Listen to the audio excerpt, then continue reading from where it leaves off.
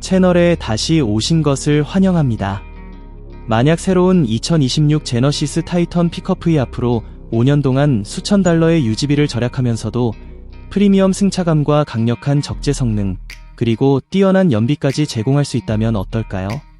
대부분의 사람들은 픽업 트럭은 유지비가 비싸고 도심에서 운전하기 어렵고 연비도 나쁘다고 생각합니다. 하지만 제네시스는 그 공식을 완전히 바꾸려 하고 있습니다. 오늘은 왜 새로운 타이탄이 한국은 물론 ASEAN 시장, 일본, 그리고 중동에서도 큰 관심을 받고 있는지 이야기해보겠습니다. 왜냐하면 이 트럭은 단순히 힘만 강한 차량이 아니라 더 똑똑한 유지비 절감과 장기적인 가치까지 생각한 픽업이기 때문입니다. 처음 타이탄을 운전하는 순간 가장 먼저 느껴지는 점은 기존 픽업과 완전히 다르다는 것입니다. 제네시스는 분명히 아시아도로 환경과 일상 교통 상황을 고려해 이 차량을 설계했습니다. 한국의 복잡한 도심에서는 대부분의 대형 픽업이 부담스럽게 느껴집니다. 주차는 어렵고 좁은 골목에서는 스트레스를 주며 교통체증에서는 피로감도 큽니다. 하지만 타이탄은 예상보다 훨씬 부드럽고 다루기 쉽습니다. 저속에서는 스티어링이 가볍고 시야도 매우 좋습니다. 서스펜션은 거친 노면도 부드럽게 흡수하며 정체 구간에서도 차량이 무겁게 느껴지지 않습니다. 매일 복잡한 도심에서 차량을 사용하는 한국 운전자들에게는 정말 중요한 부분입니다. 고속도로에서는 더욱 인상적입니다. 속도를 높여도 실내는 조용하며 차체의 안정감도 뛰어납니다. 많은 픽업 트럭은 적재함이 비어있을 때 놓으면 충격으로 많이 튀는 느낌이 있지만 타이탄은 훨씬 균형 잡히고 안정적입니다. 장거리 이동이 많은 중동이나 ASEAN 시장에서도 이런 편안함은 강력한 장점이 될 수 있습니다. 성능 이야기도 해보겠습니다. 제네시스는 단순히 높은 마력 경쟁보다 실제 사용 환경에 더 집중했습니다.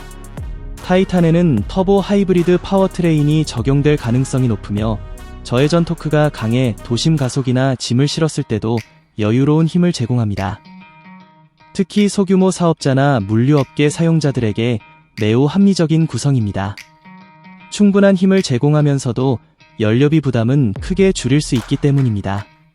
실제 주행 기준 연비는 복합 기준 리터당 약 15에서 18km 수준으로 예상되는데 픽업 트럭 기준으로 상당히 경쟁력 있는 수치입니다. 솔직히 말해 연료 절감은 타이탄의 가장 큰 장점이 될 가능성이 큽니다. 최근 많은 아시아 국가에서 연료 가격이 계속 오르면서 소비자들은 장기 유지비를 더욱 중요하게 생각하고 있습니다. 하이브리드 시스템은 정체가 많은 도심 주행에서 연료 소모를 크게 줄여주며 기존 픽업 트럭의 단점을 보완해줍니다. 또한 일부 시장에서는 플러그인 하이브리드 모델 출시 가능성도 이야기되고 있습니다. 만약 현실화된다면 짧은 거리에서는 전기 모드만으로 주행할 수 있어 연료 사용량을 더욱 줄일 수 있습니다. 물류 배송이나 출퇴근, 아이들 등하교 같은 일상 주행에서 거의 기름을 사용하지 않을 수도 있다는 뜻입니다. 특히 한국과 일본 소비자들에게는 굉장히 매력적인 요소가 될 것입니다. 이제 성능 이야기를 했으니 가격도 살펴보겠습니다.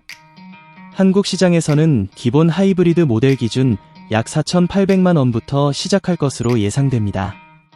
상위 트림과 대형 배터리 옵션이 적용되면 약 6,500만 원 수준까지 올라갈 가능성이 있습니다. 미국 시장에서는 약 39,000달러부터 시작해 최고급 모델은 52,000달러 수준이 예상됩니다. 일본 시장에서는 수입 비용 영향으로 약 600만엔에서 800만엔 사이가 될 가능성이 높습니다. 태국과 인도네시아, 베트남 같은 ASEAN 시장에서는 약 160만 바트 수준부터 시작할 것으로 예상되며 일본 브랜드 픽업들과 직접 경쟁하게 될 것입니다. 하지만 중요한 것은 단순한 구매 가격이 아닙니다. 진짜 핵심은 장기 유지비입니다. 제네시스는 유지비 스트레스를 줄이고 예측 가능한 비용 구조를 만드는 데 집중하고 있습니다.